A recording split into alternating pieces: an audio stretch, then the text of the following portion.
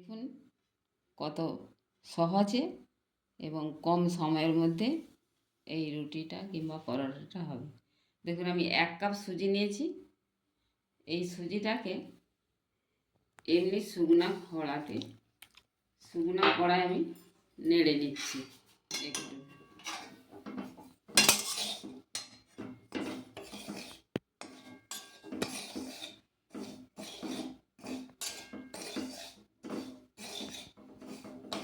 প্রায় নাড়া হয়ে গেছে।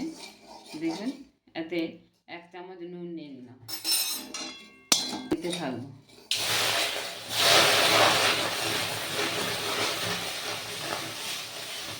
এটা নাড়া হয়ে জল নিয়েছি, এটা একটা মন্ডর মতো তৈরি হয়ে গেছে। এবার এটাকে আমি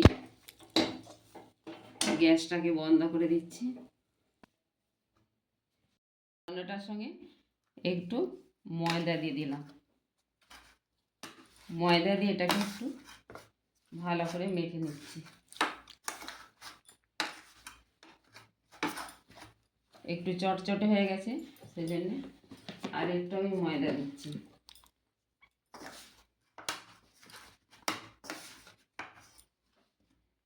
দেখবেন এই রুটিটা কিংবা পরোটা কত নরম হবে এবং খেতেও খুব সুস্বাদু।